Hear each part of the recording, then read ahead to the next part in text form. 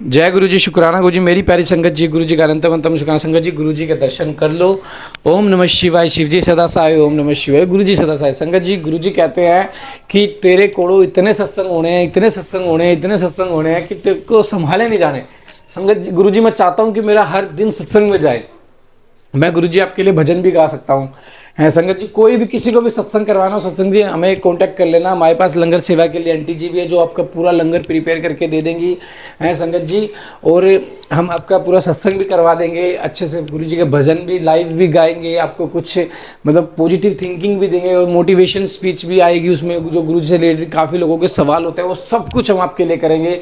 तो संगत जी बस आप लोगों का साथ चाहिए।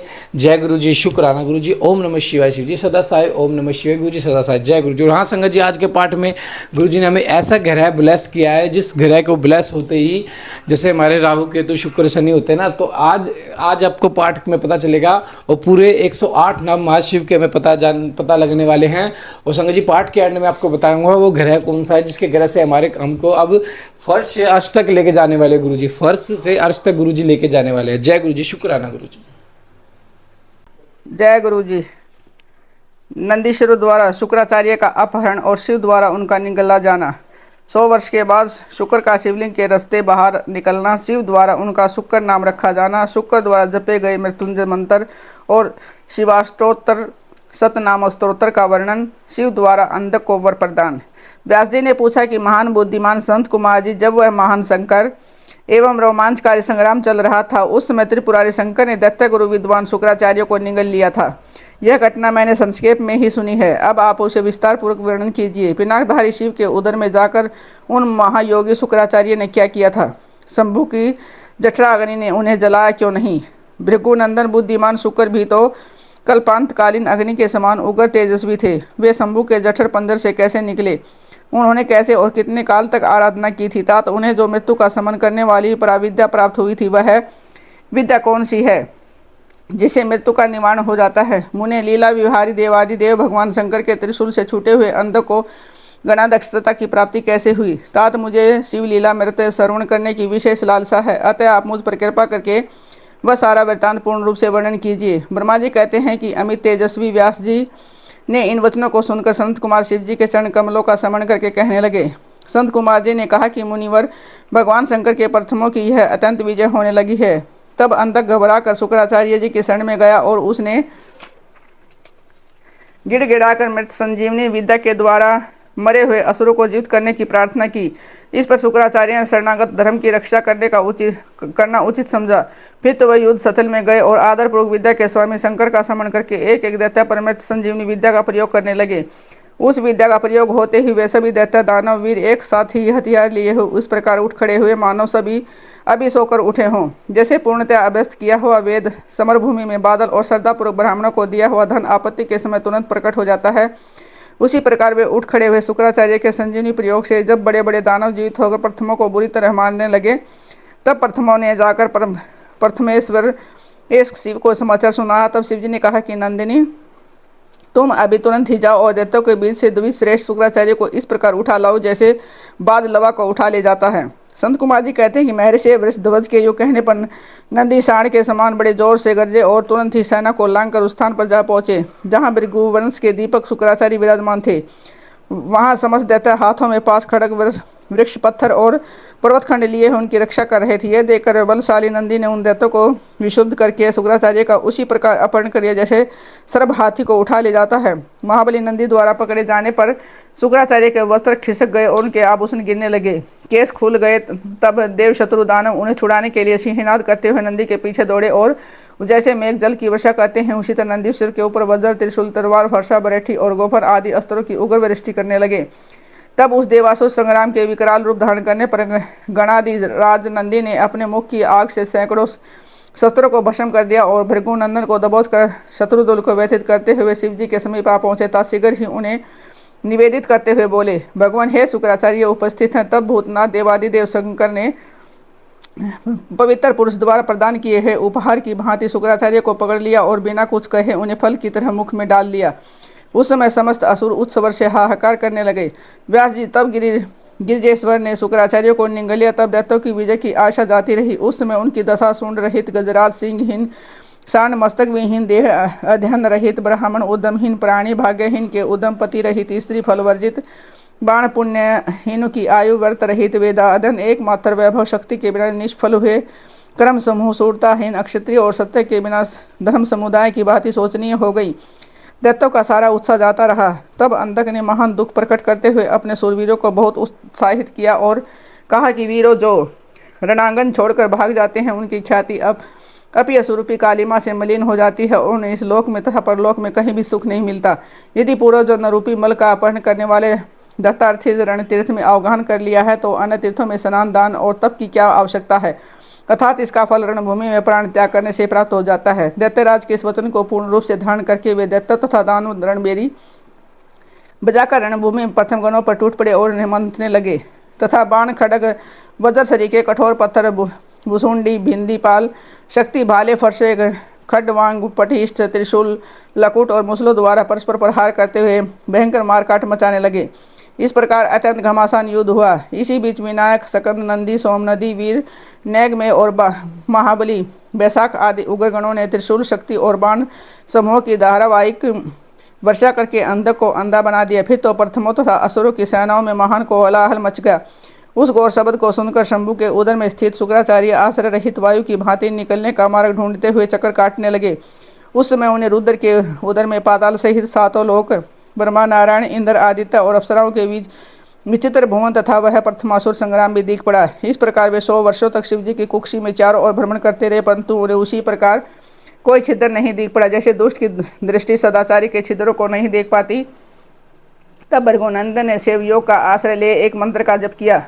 उस मंत्र के प्रभाव से वे शंभु के जठर पंजर से सुख रूप में लिंग मार्ग से बाहर निकले। जब उन्होंने शिवजी को प्रणाम किया, गौरी ने उन्हें पुत्र रूप में स्वीकार कर लिया और विघ्न रहित बना दिया। तदंतर करुणा सागर महेश्वर भृगुनंदन शुक्राचार्य को वीर्य के रास्ते निकला हुआ देखकर मुस्कुराते हुए बोले, महेश्वर ने कहा कि भृगुनंदन, चूंकि तुम मेरे लिंग मार्ग में शुक्र की तरह निकले हो इसलिए तुम शुक्र कहलाओगे। जाओ अब तुम मेरे पुत्र हो जाओगे। संत कुमार कहते हैं कि मुनिवर देवेश्वर शंकर के युग कहने पर सूर्य के सदृश कांतिमान शुक्र ने पुनः शिवजी को प्रणाम किया और वे हाथ जोड़कर स्तुति करने लगे। शुक्र ने कहा कि भगवान, आपके पैर सिर नेत्र हाथ और भुजाएं अनंत हैं, आपकी मूर्तियों की भी गणना नहीं हो सकती। ऐसी दशा में मैं आप स्तुत्य की सिर झुका कर किस प्रकार स्तुति करूं। आपकी 8 मूर्तियां बताई जाती हैं और आप अनंत मूर्ति भी हैं। आप संपूर्ण सुरों और असुरों की कामना पूर्ण करने वाले हैं तथा अनिष्ट दृष्टि से देखे जाने पर आप संहार भी कर डालते हैं। ऐसे संतवन के योग है आपकी मैं किस प्रकार स्तुति करूं। संत कुमार जी कहते हैं कि मुने इस प्रकार शुक्र ने शिव जी की स्तुति करके उन्हें नमस्कार किया और उनकी आज्ञा से वे पुनः दानवों की सेना में प्रविष्ट हुए। ठीक उसी तरह जैसे चंद्रमा मेघों की घटा में प्रविष्ट करते हैं। व्यास जी, इस प्रकार रणभूमि में शंकर ने जिस तरह शुक्र को निगल लिया था वह वृत्तांत तो तुम्हें सुना दिया है। अब शंभु के उदर में शुक्र ने जिस मंत्र का जप किया था उसका वर्णन करो। महर्षि, वह मंत्र इस प्रकार है। बोलूं, ओम नमस्ते देवेशाय सुरासुर नमस्कृताय भू भवय महादेवा हरित पिंगल लोचनाय बलाय बुद्धि रूपिणे व्याघ्र वसन आच्छादनाय त्रिलोक प्रभे ईश्वराय हरायत हरित नेत्राय युगांत करणाय नयालाय गणेशाय लोकपालाय महाभुजाय महाहस्ताय शूलिने महादृष्टिने कालाय महेश्वराय अव्यवाय कालरूपेण नीलग्रीवाय महोदराय गणाध्यक्षाय सर्वसमातने सर्वभावनाय सर्वगाय मृत्युहंत्रे पारियातर सुवर्ताय ब्रह्मचारिणे वेदांत गाय तपोन्त गाय पशुपते व्यंगाय शूलपाणीय वैश्केतवे हरे जटीने संखिन दीने लकुटीने महायस्य भूतेश्वराय गुहावासिने वीणापण वता लवते अमराय दर्शनीयाय बालसूर्य निभाय शमशानवासिने भगवते उमापति अरिंद माय भगस्याक्षी कृपातिने पूषणो दशन नाशनाय करुड़ कर्तकाय पास हस्ताय प्रलय कालाय उल्मा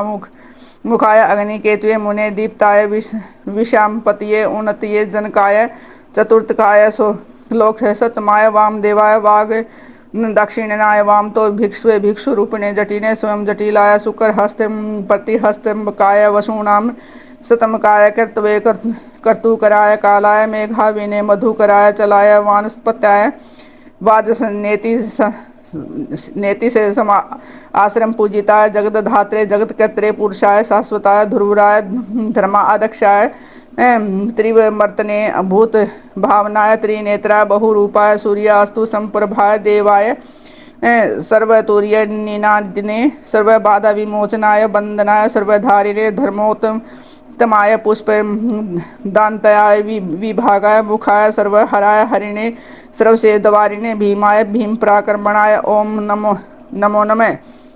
इसी श्रेष्ठ मंत्र का जप करके शुक्र शंभु ने जठर पंजर से लिंग के रास्ते उत्कृष्ट वीर्य की तरह निकले थे। उस समय गौरी ने उन्हें पुत्र रूप से अपनाया और जगदीश्वर शिव ने अजर अमर बना दिया। तब एक दूसरे शंकर के सदृश शोभा पाने लगे। 3000 वर्ष व्यतीत होने के पश्चात वे ही वेद निधि मुनिवर शुक्र पुनः इस भूतल पर महेश्वर से उत्पन्न हुए। उस समय उन्होंने धैर्यशाली एवं तपस्वी दानवराज अंधक को देखा। उसका शरीर सूख गया और त्रिशूल पर लटका हुआ परमेश्वर शिव का ध्यान कर रहा था।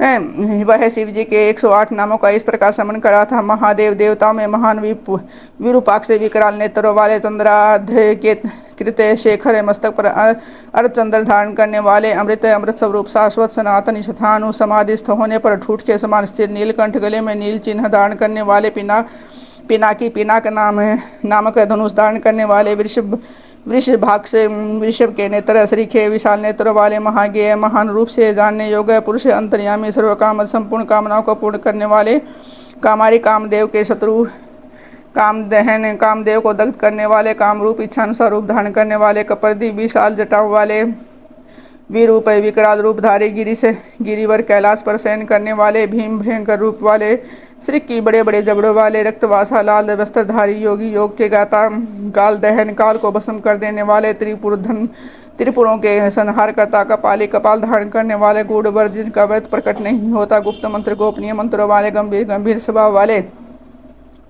भाव गोचर भक्तों की भावना के अनुसार प्रकट होने वाले अणिमादि गुणाधार अणिमा आदि सिद्धियों के अधिष्ठान त्रिलोक ऐश्वर्यदायक त्रिलोकी का ऐश्वर्य प्रदान करने वाले वीर बलशाली वीर हंता सुरवीर को मारने वाले घोर दुष्टों के लिए भयंकर विरूप विकट रूप धारण करने वाले मांसल मोटे ताजे शरीर वाले पटु निपुण महामानसादय श्रेष्ठ फल का गुदा खाने वाले उन्मत मत वाले भैरव काल भैरव स्वरूप महेश्वर देव अक्षरों में भी श्रेष्ठ है त्रिलोक रावण त्रिलोकी का विनाश करने वाले लोभ सब जनों के लोभदक महाव्याध स्वरूप यज्ञ सूदन दक्ष यज्ञ के विनाशक कीर्ति का सूत युक्त कीर्तिकाओं के पुत्र से युक्त उन्मत कासा वेश धारण करने वाले कीर्तिवासा गजासुर के चमड़े को ही वस्त्र रूप में धारण करने वाले गज कीर्ति परिधान हाथी का चर्म लपेटने वाले शुद्ध भक्तों का कष्ट देकर शुद्ध हो जाने वाले भुजग भूषण सर्पों को भुजग भूषण रूप में धारण करने वाले दत्तालंब भक्तों के अवलंबदाता वेताल स्वरूप घोर शाकिनी पूजित शाकियों के द्वारा समाराधित अघोर पथ के प्रवर्तक घोर दैत्य भयंकर दैत्यों के संहारक घोर घोष भीषण शब्द करने वाले वनस्पति स्वरूप भस्मांग शरीर में भस्म रमाने वाले जटिल जटाधारी शुद्ध परम पावन मेरुंड सत सेवित सैकड़ों मेरुंड नामक पक्षियों द्वारा सेवित भूतेश्वर भूतों के अधिपति भूतनाथ भूतगणों के स्वामी पंचभूताश्रित पंचभूतों को आश्रय देने वाले खड्ग गगन विहारी क्रोधित क्रोध युक्त निष्ठुर दुष्टों पर कठोर व्यवहार करने वाले चंड प्रचंड पराक्रमी चंडी के प्राणनाथ चंडिका प्रिय चंडिका के प्रियतम तुंडे अत्यंत कुपित मुख वाले गुरुत्मान गरुड़ स्वरूप निरस्त्रीन से खड़ग स्वरूप सब भोजन सब का भोग लगाने वाले ले लिहान क्रुद्ध होने पर जीव लपलपाने वाले महारोदर अत्यंत भयंकर मृत्यु स्वरूप में मृत्यु गोचर मृत्यु की ओर की से भी पहुँच से परे मृत्यु के विकाल महासेन विशाल सेना वाले कार्तिकेय स्वरूप शमशान अरण्यवासी शमशान एवं अरण्य में विचरने वाले राग प्रेम स्वरूप विराग आसक्ति रहित रागांत प्रेम में मस्त रहने वाले वीतराग वैतरागी सतार्ची तेज के असंख्य चिंगारियों से युक्त सत्व गुण रूप रजो गुण तमो गुण धर्म स्वरूप अधर्म रूप वासे वानुज इंद्र के छोटे भाई उपेंद्र स्वरूप सत्य रूप असत्य से भी परे सदरूप उत्तम रूप वाले असदरूप भीत से रूपधारी हेतु रहित अर्धनारीश्वर आधा पुरुष और आधा नारी का रूप धारण करने वाले भानु सूर्य स्वरूप है। भानुकोटि सतप्रभ कोटि सत सूर्यों के समान प्रभावशाली यज्ञ यज्ञ स्वरूप यज्ञपति यज्ञेश्वर रुद्र संहारकर्ता ईशान ईश्वर वरद वरदाता शिव कल्याण स्वरूप परमात्मा शिव की इन 108 मूर्तियों का ध्यान करने से वह दानव उस महान भय से मुक्त हो गया। उसे समय प्रसन्न हुए जटाधारी शंकर ने उसे मुक्त करके उस त्रिशूल के अग्रभाग से उतार लिया और दिव्य अमृत की वर्षा से अभिषिक्त कर दिया। तत्पश्चात महात्मा महेश्वर उसने जो कुछ भी कर उन सबका सांत्वना पूर्वक वर्णन करते हुए उस महादैत्यान्तक से बोले। ईश्वर ने कहा कि हे दैत्येंद्र, मैं तेरे इंद्रिय निग्रह नियम शौर्य और धैर्य से प्रसन्न हो गया होता सुव्रत तू अब तो कोई वर मांग ले। दैत्यों के आदि राजा धीराज तूने निरंतर मेरी आराधना की है, इसे तेरा सारा कलमश धुल गया है और तू वर पाने के योग्य हो गया है, इसलिए मैं तुझे वर देने के लिए तैयार हूँ। जो 3000 वर्षों तक बिना खाए पिए प्राण धारण किए रहने से तूने जो पुण्य कमाया है उसके फलस्वरूप तुझे सुख की प्राप्ति होनी चाहिए। संत कुमार जी कहते हैं कि मुनि यह सुनकर अंधक ने भूमि पर अपने घुटने टेक दिए और फिर वह हाथ जोड़कर कांपता हुआ भगवान उमापति से बोला। अंधक ने कहा, भगवान आपकी महिमा जाने बिना मैंने अपने रणांगन में हर्ष गदगद वाणी से आपको जो दीनहीन तथा नीच से नीच कहा हो, मूर्खतावश लोक में जो निंदित कर्म किया है प्रभु, उन सबको आप मेरे मन में स्थान न दिया तब उसे भूल जाए। महादेव, मैं अत्यंत ओछा और दुखी हूँ। मैंने काम दोषवश पार्वती के विषय में जो भी दूषित भावना कर ली थी उसे आप क्षमा कर दे। आपको जो अपने कृपण दुखी एवं दीन भक्त पर सदैव विशेष दया करनी चाहिए, मैं उसी तरह का एक दीन भक्त हूँ और आपकी शरण में आया हूँ। देखिए, मैंने आपके सामने अंजलि बांध रखी है, अब आपको मेरी रक्षा करनी चाहिए। ये जगजननी पार्वती देवी भी मुझ पर प्रसन्न हो जाए और सारे क्रोध को त्याग कर मुझे कृपा दृष्टि से देकर चंद्रशेखर, कहाँ तो इनका भयंकर क्रोध और कहाँ मैं तुच्छ दैत्य चंद्रमौली में किसी प्रकार उनको सहन नहीं कर सकता संभव, कहाँ तो परम उदार आप और कहाँ बुढ़ापा मृत्यु तथा काम क्रोध आदि दोषों से वशीभूत मैं, अर्थात मेरी आपके साथ क्या तुलना है। महेश्वर, आपके युद्ध कला निपुण महाबली वीर पुत्र मेरी कृपणता पर विचार करके अब क्रोध के वशीभूत मत हो। तुषार हार चंद्र किरण शंख कुंद पुष्प और चंद्रमा के से वर्ण वाले शिव, मैं इन पार्वती को गुरुता के गौरवश नित्य मातृ दृश्य से देखूं। मैं नित्य आप दोनों का भक्त बना रहूं। देवताओं के साथ होने वाला मेरा वैर दूर हो जाए और मैं शांत चित्त हो योग चिंतन करता हुआ गणों के साथ निवास करूं। महेशान, आपकी कृपा से मैं उत्पन्न हुए उन विरोधी दानव भाव का पुनः कभी समरण न करूँ, वही उत्तम वर मुझे प्रदान कीजिए। संत कुमार जी कहते हैं कि मुनि सतम इतनी बात कहकर वह दत्तराज माता पार्वती की ओर देखकर त्रिनयन शंकर का ध्यान करता हुआ मौन हुआ। तब रुद्र ने उसकी ओर कृपा दृष्टि से देखा। उसकी दृष्टि पड़ते ही उसे अपने पूर्वतांत अद्भुत जन्म का स्मरण हो गया। उस घटना का स्मरण होते ही उसका मनोर्थ पूर्ण हो गया। फिर तो माता पिता उमा महेश्वर को प्रणाम करके वह कृतकृत हो गया। उस समय पार्वती तथा बुद्धिमान शंकर ने उसका मस्तक सूंघकर प्यार किया। इस प्रकार अंधक ने प्रसन्न हुए चंद्रशेखर से अपना सारा मनोर्थ प्राप्त कर लिया। मुने महादेव जी की कृपा से अंधक को जिस प्रकार परम सुख गणाध्यक्ष पद प्राप्त हुआ था वह सारा का सारा पुरातन वृत्तांत मैंने सुना दिया है और मृत्युंजय मंत्र का भी वर्णन कर दिया है। वह मेरा मंत्र मृत्यु का विनाशक और संपूर्ण कामनाओं का फल देने करने वाला है, इसे प्रयत्नपूर्वक जपना चाहिए। जय गुरु जी, शुक्राना गुरु जी। संगत जी, गुरु जी ने आज हमें कितनी अच्छी अच्छी चीजें बताई है। आज पूरे 108 मूर्तियां जो भगवान शिव की हैं और शुक्र ग्रह को हमारे को आज इतना मजबूत कर दिया गुरु जी ने। आज हमें ये पाठ सुना के संगत जी आप उसकी कल्पना भी नहीं कर सकते। आज से आप देखना आपके कार्य में कितनी सिद्धि मिलेगी, आपका स्वस्थ जीवन हो जाएगा, बीमारियों से मुक्ति मिलेगी, बहुत ज़्यादा आपके घर में पॉजिटिव एनर्जी का वास होगा। संगत जी, पाठ को जरूर सुने, प्यारा सा कमेंट जरूर करें। जय गुरु जी, शुक्राना। और संगत जी, जो कल हमने सेवा बताई थी प्लीज़ उस पर थोड़ा ध्यान दें। जय गुरु जी, शुक्राना गुरु जी। ओम नमः शिवाय। शिव जी सदा साई। ओम नमः शिवाय। गुरु जी सदा साई। जय गुरु जी।